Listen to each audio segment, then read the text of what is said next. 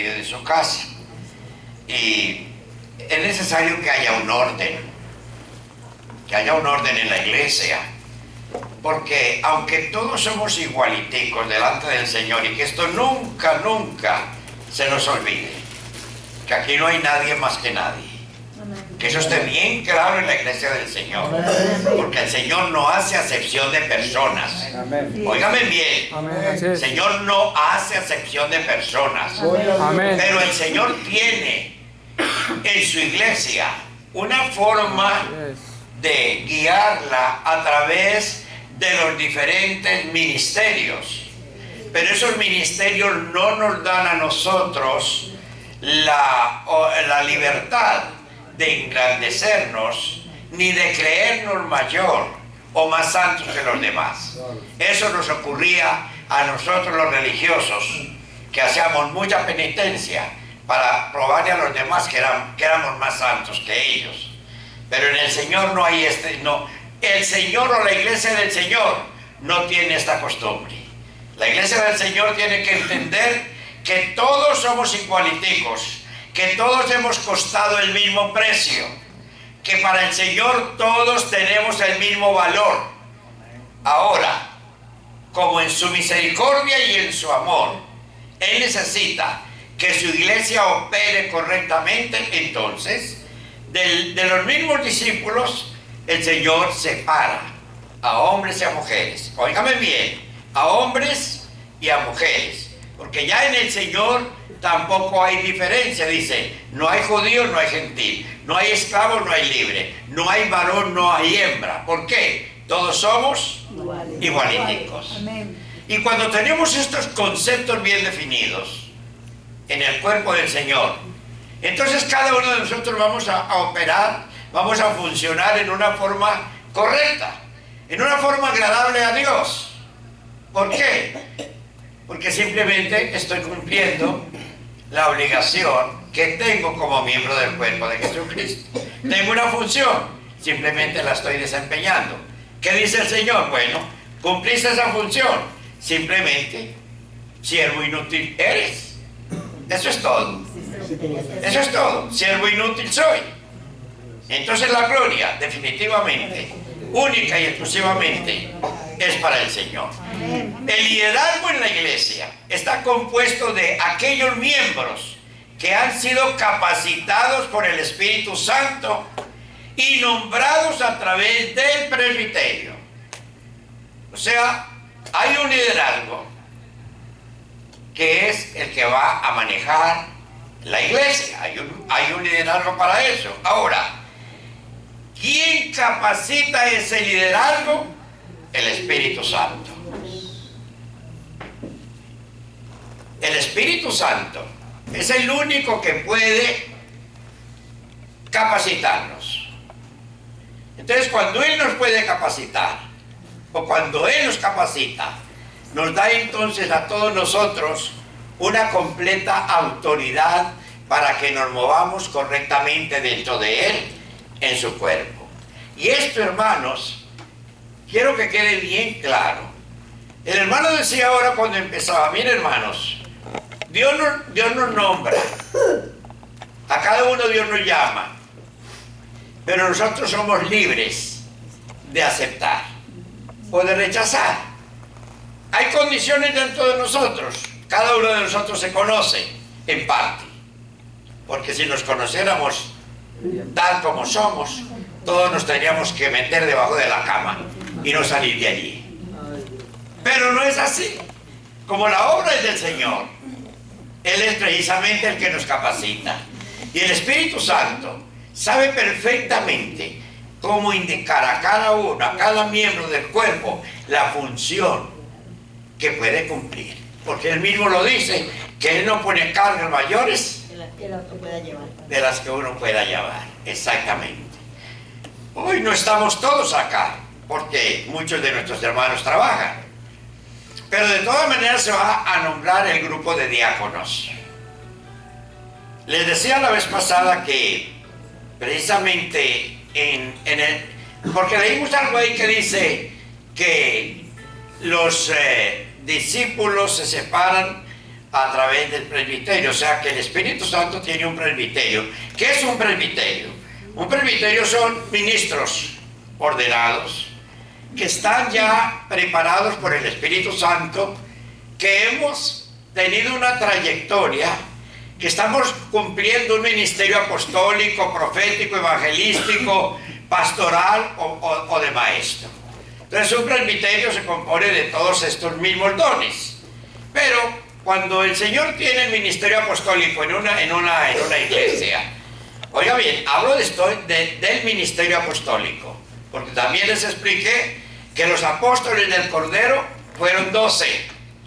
Esos son los apóstoles del Cordero. Ahora, la iglesia de Jesucristo ha seguido trabajando bajo esos dones durante todo el tiempo que vamos a estar, desde el día de Pentecostés hasta el último momento, cuando ya el Señor haya terminado de reunir a todos los que hemos de formar parte de la iglesia del Señor. Entonces, por eso operamos en esa forma, pero que esté bien claro que los apóstoles son 12, y eso fue lo que el Señor dejó establecidos, y con esos 12 apóstoles y con el fundamento de profetas, Él estableció la iglesia del Nuevo Testamento. ¿Está bien claro eso? ¿Sí? ¿Por qué? Porque es muy importante que nosotros como iglesia de Jesucristo estemos completamente bien cimentados, que nosotros no vamos a estar manejados por salteadores, hombres o mujeres que se levantan como si fueran los mandacallar, que quieren hacer con el pueblo de Dios lo que se les antoja, yéndose en contra de la palabra que dice que no nos enseñoreemos del pueblo del Señor, porque el verdadero pastor del rebaño es Jesucristo, Yeshua HaMashiach. Entonces Él es el verdadero pastor. Su espíritu es el que nos conduce a toda verdad, pero Él es el que reina y domina en medio de su iglesia. Cuando entendemos estos principios y nos sometemos a Él, tenemos la plena bendición de Dios. Tenemos la plena bendición de Dios. Entonces, que todo esto esté bien comprendido. Ahora, esta formación de líderes comienza entonces con los obreros. ¿Qué es un obrero? Un obrero es un empleado. Un obrero es alguien que sirve, alguien que voluntariamente acepta servir al Señor. El Señor, cuando estaba en la tierra, pasaba por allí y le dice: Mateo, sí, sígueme. Y yo le dije: Señor, que permíteme, que entonces tengo que ir a enterrar, porque el buen hombre había muerto el día anterior. Voy a ir a enterrar a mi padre, dejar a los muertos, que entierren a los muertos. Tú ven y sígueme. Fíjese qué importante es estar dispuestos, sin ponerle condiciones al Señor. Tenía a su padre que había muerto, tenía que ir a enterrarlo. ¿Y qué dice el Señor? Él está muerto, digan los otros muertos que lo entierren. Usted venga y sígame, porque usted ahora va a tener vida. Amén. Ahora va a tener vida, entonces sígame. Lo demás, deje que todo se resuelve. En el cuerpo del Señor no puede haber nadie trabajar ¿cómo es que? Forzadamente. Nosotros no podemos estar sirviendo por obligación, obligados, haciendo, apresionados, no. En el cuerpo del Señor todos tenemos que ser libres. Amén. Y que cuando celebramos, cuando el servicio, lo tenemos que celebrar, pero con alegría. Amén. Amén. Y hermano, esto es bien importante, porque como estamos hablando de obreros, y como ahora vamos a hablar sobre los diáconos, es necesario que entendamos que en el Señor, cualquier trabajo que hagamos es agradable al Señor. Amén. Y muy valioso delante del Señor. Últimamente me he dado cuenta que los hermanos se han descuidado mucho con los baños y con el arreglito acá de la casa de oración, y salen corriendo. Ustedes no se pueden a pensar que los 2 o 3 hermanas que se quedan haciendo todas las cosas no se pueden poner a pensar que también ellas tienen obligaciones, que también tienen hijos y que también tienen maridos y que también tienen personas que necesitan que les atienda. Entonces no pensamos sino en nosotros. En el cuerpo del Señor no es así. En el cuerpo del Señor tenemos todos que cooperar. Todos. Entonces si mi hermana tiene que madrugar, yo también, porque entonces le dejo la carga a ella solamente. Cuando si yo le ayudo, la carga va a ser más fácil y vamos a terminar más rápido. Entonces este es un paréntesis. Es un paréntesis porque aunque ustedes no me oyen hablar, yo observo. Y yo me doy cuenta que últimamente las hermanas están muy cargadas. Las 2 o 3 hermanas que siempre están pendientes de todo, están muy cargadas porque les toca hacer todo. Entonces es solamente un paréntesis. Cierro paréntesis. Muy bien. La función o servicio del obrero es ayudar a la grey en el conocimiento de la voluntad de Dios a través del don que el Señor le ha dado a través de su Santo Espíritu. Búsquenme ahí en 1 Corintios capítulo 12, hermanos. Entonces es una función que nos la entrega el Espíritu Santo. Entonces en esa función yo voy a desenvolverme. ¿Para qué me voy a desenvolver en esa función? Porque voy a cooperar con mis hermanos. Voy a cooperar en el pueblo del Señor libremente, gozoso, porque al Señor le plugo en su misericordia y en su amor separarme para esa función. Vamos a leer 1 Corintios capítulo 12 y vamos a leer de los versículos 4, 1 Corintios capítulo 12, versículos 4 al 11. Sabes que a veces tenemos que estar preguntando a los hermanos que están al lado. ¿Y sabe por qué le estamos preguntando? Porque en ese momento, cuando dimos la cita bíblica, teníamos la mente en otra parte. Estábamos lejos de acá. Y naturalmente, al estar lejos de acá, entonces no voy a oír. Y esto es una de las cosas que el Señor quiere, que cuando venimos a su casa para escuchar, realmente estemos atentos. O sea, quedémonos acá. Dejemos de preocuparnos tanto por lo de afuera, por lo que tengo que hacer. Que mis hijos, que mi esposo, que el pan, que el desayuno. Hombre, deje las cosas tranquilas. Que el Señor tiene todo bajo control. Porque verdad, yo me he dado cuenta de eso, que yo creo que yo hablo suficientemente claro. Todavía no soy tartamudo. Y espero que no lo sea. Entonces, cuando yo me doy cuenta, digo, no están poniendo atención. Entonces tienen que preguntarle al vecino, ¿y qué se forma? Un desorden. Se forma un desorden.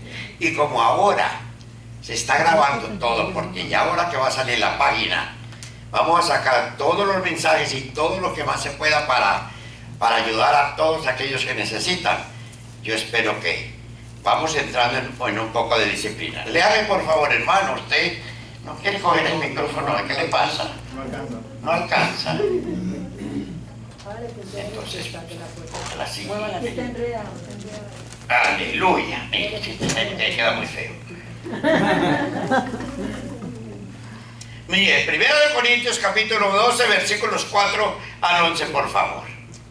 Ahora bien, hay diversidad de dones, pero el Espíritu es el mismo. Y hay diversidad de ministerios, pero el Señor es el mismo. Y hay diversidad de operaciones, pero Dios, que hace todas las cosas en todos, es el mismo. Pero a cada uno le es dada la manifestación del Espíritu para provecho. Porque a este es dada por el Espíritu palabra de sabiduría, a otro palabra de ciencia según el mismo Espíritu, a otro fe por el mismo Espíritu, y a otro dones de sanidades por el mismo Espíritu, a otro el hacer milagros, a otro profecía, a otro discernimiento de espíritus, a otro diversos géneros de lenguas y a otro interpretación de lenguas. Pero todas estas cosas las hace uno y el mismo Espíritu, repartiendo a cada uno en particular como Él quiere. Amén. Fíjese, está muy claro. Si yo hago milagros, ¿por qué me tengo que preocupar del otro que simplemente tiene los ojos del águila? El uno va a mirar por el Espíritu. ¿Por qué? Porque Dios le dio los ojos espirituales para que miren. Entonces, Dios me tiene a mí levantando a los paralíticos, levanta a los paralíticos. Pero respete al que tiene los ojos del águila. Respete al que tiene la voz del Señor. Simplemente trabajen unidos, trabajemos unidos, cooperemos, porque es que esta mano tiene que cooperar con esta. Las dos se lavan la cara. Entonces lo que el Señor quiere es que entendamos que como cuerpo de Jesucristo somos una unidad perfecta. Es lo más perfecto que Dios ha hecho. El ser humano es lo más perfecto que Dios ha hecho. Los científicos se quedan bobos de lo que realmente, de la perfección que tiene el cuerpo humano.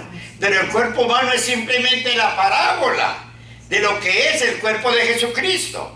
O sea que el cuerpo de Jesucristo es algo tan perfecto y tan grande que por eso Él entonces nos compara con el cuerpo humano, para que entendamos que cada uno de nosotros tiene una función muy especial que desempeñar. Y por eso dice, los dones los da el Espíritu Santo a la iglesia. ¿Por qué? Porque el Espíritu Santo es el que ha sido encargado por el mismo Padre y por el mismo Señor Jesucristo para que Él termine la obra que Él empezó. ¿Acaso no lo dijo claramente? El Espíritu, el Paráclito, Él viene y Él os enseñará todo lo que yo no os he enseñado, y Él os recordará todo lo que yo os he enseñado. Entonces la unidad de Dios es perfecta. El Padre como creador, el Hijo como redentor y el Espíritu Santo como santificador. O sea, son tres manifestaciones de Dios que forman una unidad perfecta, porque Dios es uno. Amén. Dios es uno, no son tres ni cuatro. Dios es uno, pero es perfecto en todos sus atributos. Perfecto, amén, hermanos. Y entonces esto es muy lindo cuando lo entendemos.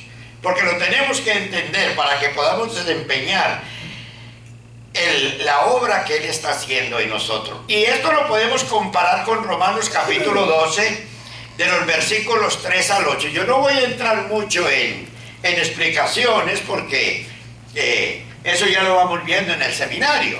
Pero solamente les quiero mencionar estos versículos allí para que entendamos por qué hoy la Iglesia del Señor quiere nombrar los diáconos. Entonces, ¿por qué? Porque es orden del Señor y la iglesia necesita para su crecimiento y su función correcta que entonces los obreros, cada uno sepa cuál es su posición y qué es lo que tiene que hacer. Léame por favor en el libro de Romanos capítulo 12 versículos 3 al 8. Digo pues, por la gracia que me es dada, a cada cual que está entre vosotros, que no tenga más alto concepto de sí que el que debe tener, sino que piense así, de sí con cordura, conforme a la medida de fe que Dios repartió a cada uno.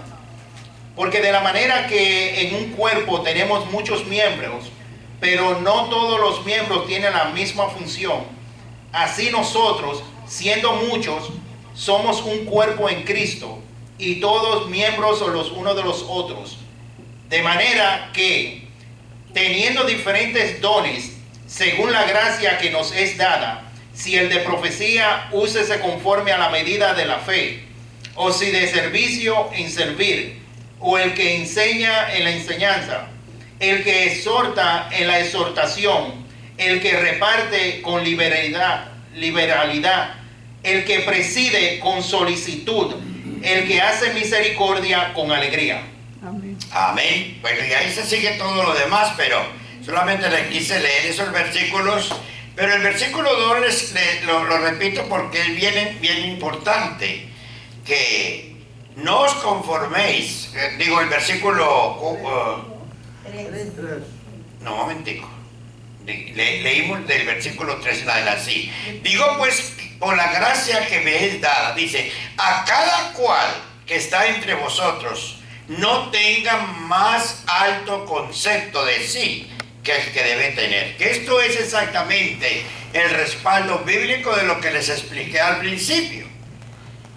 Que cada uno de nosotros tiene una función, pero eso no nos da a nosotros el derecho de creernos superiores. Yo recuerdo en una iglesia que me llamaron a la ordenación de unos ministros, eran ellos pentecostales. Ordenaron pues a un pastor, lo ordenaron, lo sacaron de la manada y lo ordenaron. Entonces cuando llegan a la casa, le dice a la esposa, de ahora en adelante, usted me tiene que llamar reverendo. Así que no más hijo. Usted me dice reverendo, porque ahora yo tengo la reverencia de Dios. La pobre mujer me llamó toda aterrada y me dice, hermano, ¿y qué voy a hacer ahora? ¿Qué voy a hacer? ¿Cómo voy yo a tratar al reverendo? Porque, oiga, qué cosa tan ridícula. Yo no sé para qué les contesto. Es que me da un desespero ir a mí estas cosas, hermano. Cuando no hay la doctrina del Señor, todas estas cosas se dan.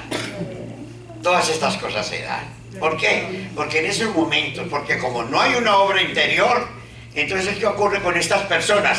Se envanecen. Al envanecerse, entonces, ya inmediatamente se salen de lo común. Así es. Ya se salieron de lo común. Ya entran en un mundo completamente de pura fantasía. Y se olvidan realmente que no, que simplemente el Señor en su misericordia nos escogió para el servicio, pero que de ahí no pasa. Entonces, por eso les quise explicar esto, porque yo siempre creo que la iglesia de Jesucristo tenemos que permanecer todos quietecitos. Yo recuerdo que, siendo yo recién convertido, me invitaron a una iglesia y cuando yo me arrodillé ahí al pie de la tarima, se viene el pastor y me arranca y me dice, váyase para atrás, que esto solamente es para los santos. Este es un lugar santísimo, solamente para los santos. Yo tenía 3 meses de convertido. 3 meses de convertido. Naturalmente, yo lo miré y yo dije, uy, Dios. Entonces yo soy un pecador, y claro, yo todavía soy un pecador, pero yo quedé, bueno, yo abrí mis ojos bien grandes. Yo me quedé asustado. ¿Se dan ustedes cuenta cuando no hay realmente el daño, una palabra tan terrible que uno le puede hacer a una oveja del Señor? Sí, con una palabra ahí. Con una expresión de esas. Eso es verdad. Entonces, hermano, la iglesia del Señor no tiene estas costumbres. La iglesia del Señor tenemos que tener los pies bien puestecitos sobre la tierra y la cabecita sobre nuestros hombros. Humildad. Y tenemos que caminar con humildad delante de su presencia. Amén. Sí, Señor. ¿Por qué, hermano? Porque entonces no vamos a ser de bendición, nos vamos a convertir en vasos de deshonra. Óigame, en vasos de deshonra, porque en la iglesia dice que hay vasos de honra y hay vasos de deshonra, dice la Escritura. Entonces nosotros tenemos que tener un cuidado tremendo cuando hablamos y cuando expresamos ciertas cosas delante del pueblo. Esto que quede bien claro para nosotros. Muy bien, entonces vamos a hablar ahora. Como les dije, no voy a explicar todo, ya ustedes conocen esto de memoria, pero vamos a hablar un poquito sobre los diáconos. Los diáconos son miembros del cuerpo de obreros. Todos los discípulos del Señor tenemos que ser obreros, todos. Porque si pertenecemos a un cuerpo, ese cuerpo que está completamente compuesto de miembros, cada miembro tiene que desempeñar una función. Somos miembros del cuerpo de Jesucristo, somos discípulos de Jesucristo. Si somos discípulos de Jesucristo, tenemos que entrar entonces a cumplir una función como obreros. Entonces simplemente lo que el Señor quiere conmigo es que yo como obrero cumpla la función. Eso es todo. Yo como obrero voy a cumplir una función. Hoy vamos a hablar sobre el diaconado. La Escritura nos indica que la congregación, o sea, que son los discípulos, debe participar en la elección de los diáconos. Por eso citamos a la congregación. No todo el mundo pudo venir, pero aquí está la mayoría. Entonces ustedes son la congregación del Señor. Ustedes van a participar de la elección de los diáconos. Nosotros les vamos a dar unos nombres, pero ustedes mismos van a escoger de acuerdo a como el Espíritu le indica. Aquí no quiero ver ni carne ni sangre. Óigame bien, esto es espiritual. Usted no puede escoger a fulanito porque le cae muy bien, y no puede rechazar a Perencejito porque le cae muy mal. Fíjese donde nos va llevando el Señor. ¿Por qué? Él quiere que nosotros como miembros del cuerpo seamos completamente cuerdos y justos. Y que no juzguemos por carne o por sangre. Recuerde que el mismo profeta fue Eliseo, ¿no es cierto?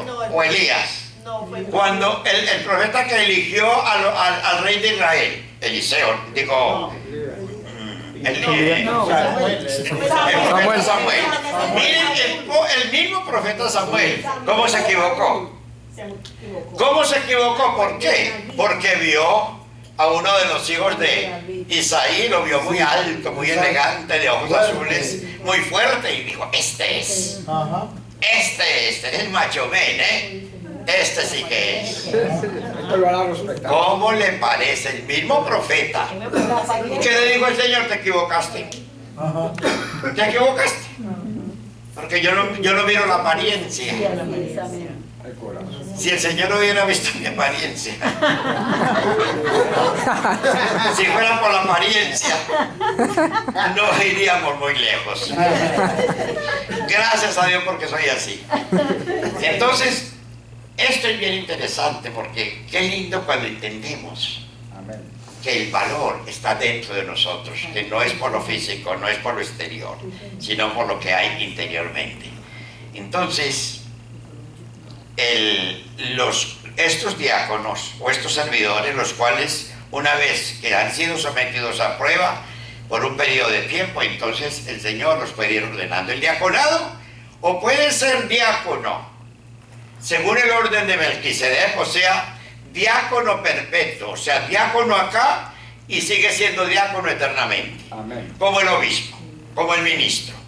Puede ser el que es ordenado según el orden de Melquisedec, es ordenado eternamente, porque el orden de Melquisedec es el sacerdocio de Jesucristo, y el sacerdocio de Jesucristo es eterno. Y si nosotros formamos parte de ese sacerdocio, no importa la función que desempeñemos, entonces tenemos un sacerdocio eterno, sea que seamos diáconos, sea que seamos sugieres, sea que seamos obispos, sea que seamos ancianos, pero entramos en ese mismo sacerdocio. Por eso es tan importante. Ahora, muchos de los diáconos, entonces, después de desempeñar su función correctamente y de haber dado testimonio, entonces el Señor les hace dar un brinquito y los pone como ancianos o como obispos. Recuerden lo que leímos la palabra en Primera de Timoteo, capítulo 3, donde dice, el que desea obispado, una cosa desea, buena cosa desea. ¿Entiende? Entonces da unos requisitos. ¿Entiende? Que esos requisitos son, cuando estaban eligiendo esos diáconos, allá en la iglesia primitiva, pues daban esos rangos especiales.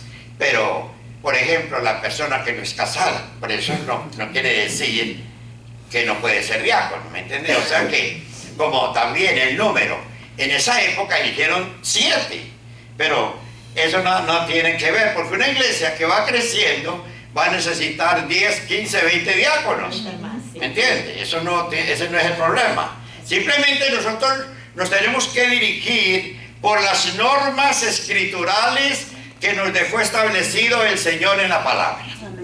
Eso es todo. Entonces vamos a leer, hermanito, ahí, por favor, ya. Léame Hechos, el capítulo 6, del versículo 1 al 6 y luego el versículo 8. Hechos, capítulo 6. Esto lo traigo para que entendamos por qué la iglesia de Jesucristo, en la iglesia de Jesucristo tiene que haber diáconos. Léame, por favor. En aquellos días, como creciera el número de los discípulos, hubo murmuración de los griegos contra los hebreos, de que las viudas de aquellos eran desatendidas en la distribución diaria. Entonces los 12 convocaron a la multitud de los discípulos y dijeron: no es justo que nosotros dejemos la palabra de Dios para servir a las mesas. Buscad pues, hermanos, de entre vosotros a 7 varones de buen testimonio, llenos del Espíritu Santo y de sabiduría, a quienes encarguemos de este trabajo, y nosotros persistiremos en la oración y en el ministerio de la palabra. Agradó la propuesta a toda la multitud y eligieron a Esteban, varón lleno de fe y del Espíritu Santo, a Felipe, a Prócoro, a Nicanor, a Timón, a Parmenas y a Nicolás, prosélito de Antioquía, a los cuales presentaron ante los apóstoles, quienes orando les impusieron las manos. Y el versículo 8 dice: Y Esteban, lleno de gracia y de poder, hacía grandes prodigios y señales entre el pueblo. Muy bien. Fíjese que al principio leímos que sean hombres llenos del Espíritu Santo. ¿Por qué? Porque es que el diaconado es un sacerdocio. El diaconado no es solamente limpiar en los baños. El diaconado es un sacerdocio porque los diáconos tienen responsabilidad. Por ejemplo, ellos tienen que visitar a los enfermos, orar por los enfermos y ellos van a ser sanos. Tienen que visitar las cárceles. Tienen que cumplir las funciones al pie de los pastores o de los obispos, estar con ellos para arriba y para abajo, no como los acólitos, sino como... Usted sabe que es un acólito, ¿no? Sí.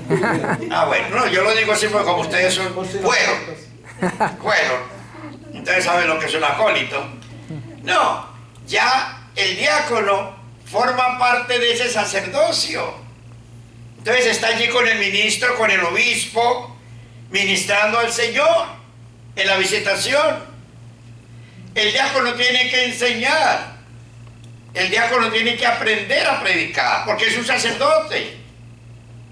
Pero claro, va siendo puesto a prueba, y a medida que va creciendo, entonces va a llegar a dar la medida para que el Señor lo ponga como obispo y le encargue, por ejemplo, una grey.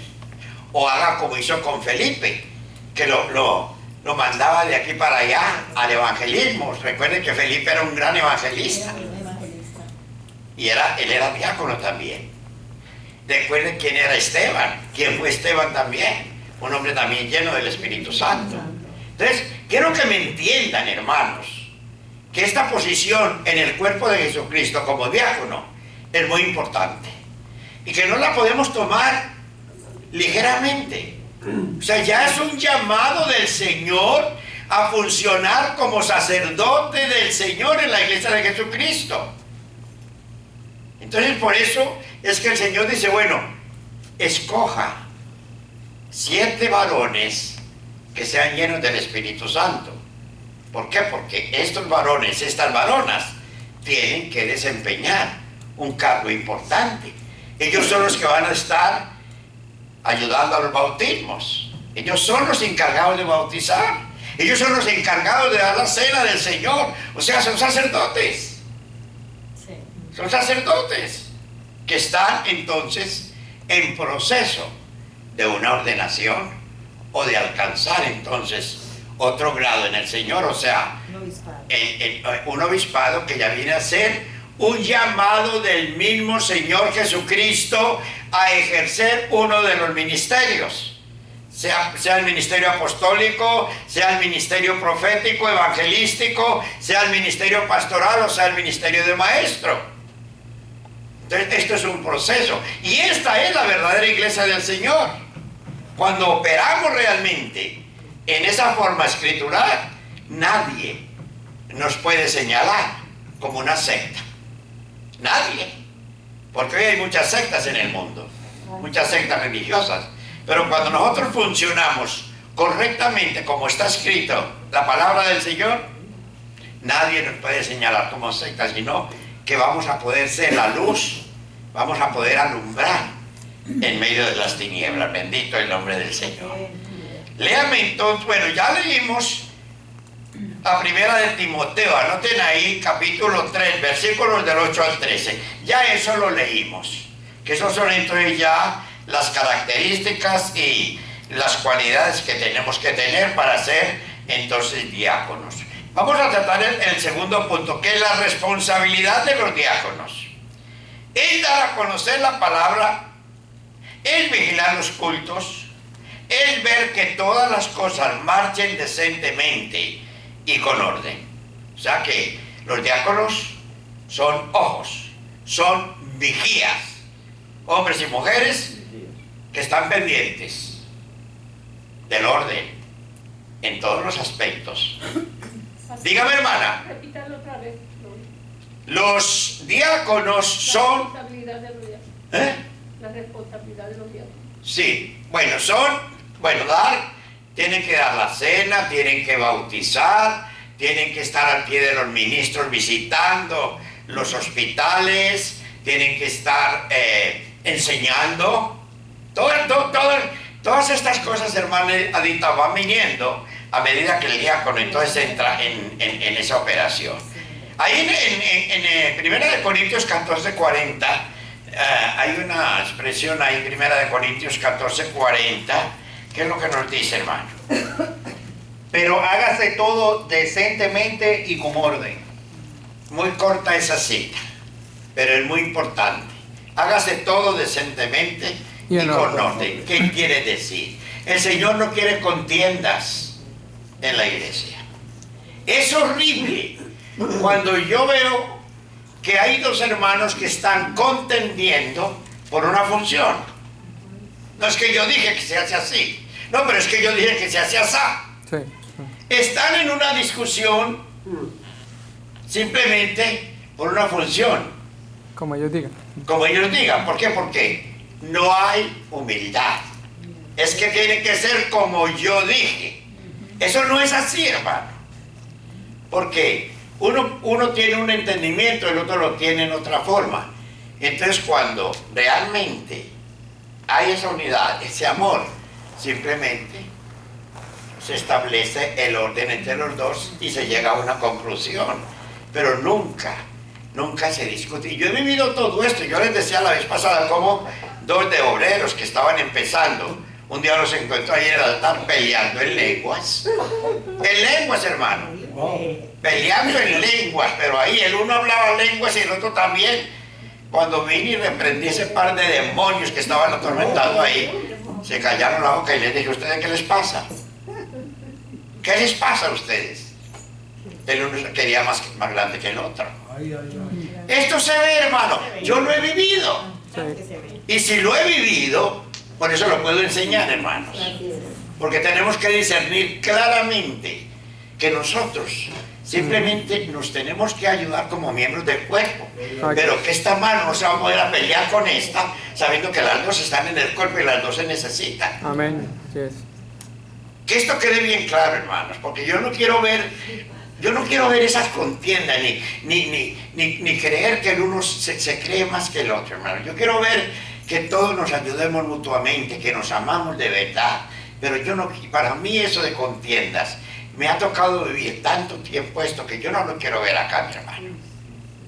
Yo no lo quiero ver. Nosotros estamos con el propósito de ser una iglesia modelo, una iglesia, no modelo para creernos más santos que nadie, sino una iglesia modelo en el aspecto de que vamos a ser testimonio para todos aquellos que van a estar a nuestro alrededor. Eso es lo que Dios quiere, no para jactarse ni para nada, sino para que como iglesia cumplamos la obligación que nosotros tenemos que cumplir como iglesia. Amén. Amén.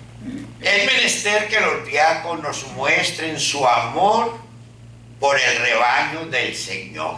Esto es importantísimo. Un diácono sin amor no puede dar mucho, hermano.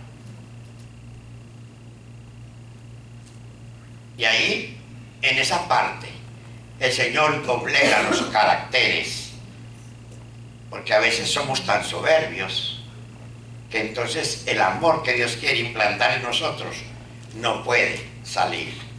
¿Por qué? Porque están primeramente las obras de la carne, y ahí es donde tenemos que tener mucho cuidado.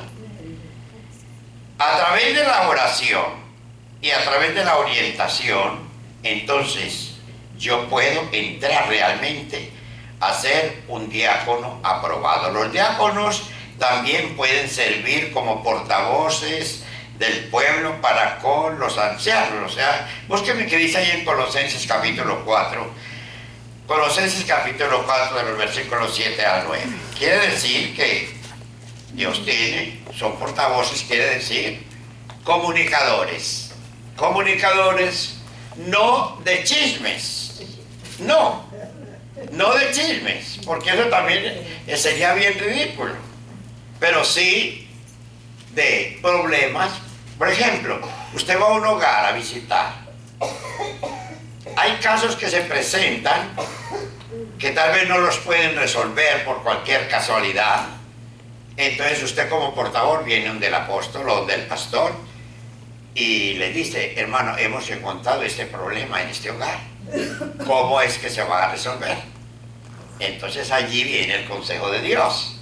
Entonces ya no viene como chismoso, sino que viene como un portavoz, porque el pastor no puede visitar constante. ¿Cuánto anhelara yo poder visitarlos a todos, hermano? A mí no me alcanza el tiempo, no me alcanza el tiempo.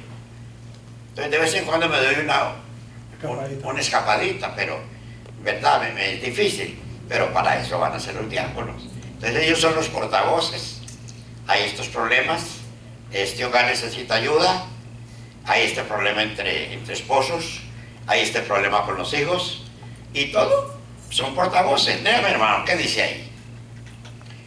Todo lo que a mí se refiere, os lo hará saber Tíquico, amado hermano y fiel ministro y consiervo en el Señor, el cual he enviado a vosotros para esto mismo, para que conozca lo que a vosotros se refiere y conforte vuestros corazones. Con Onésimo, amado y fiel hermano, que es uno de vosotros, todo lo que acá pasa os lo harán saber. Aristarco, mi compañero de prisiones, os saluda, y Marcos, el sobrino de Bernabé, acerca del cual, habiendo recibido mandamiento, si fuere a vosotros, recibidle. Los diáconos son entonces portavoz del pueblo para con los ancianos. ¿No ve? Ahí Pablo menciona un montón de esos compañeros que él tenía de trabajo. Entonces cada uno, Pablo le indicaba: vaya y dígale cómo estoy yo aquí en la cárcel, cómo estoy pasando, pero vaya también, tráigame noticias de cómo están los hermanos allá. Eso se llama uno ser portavoz. Ahora, tienen que ser hombres y mujeres que tengan un carácter espiritual sólido. Hombres y mujeres que realmente están disciplinados en el Señor. Hombres y mujeres que tengan capacidad de poder discernir las cosas, y que si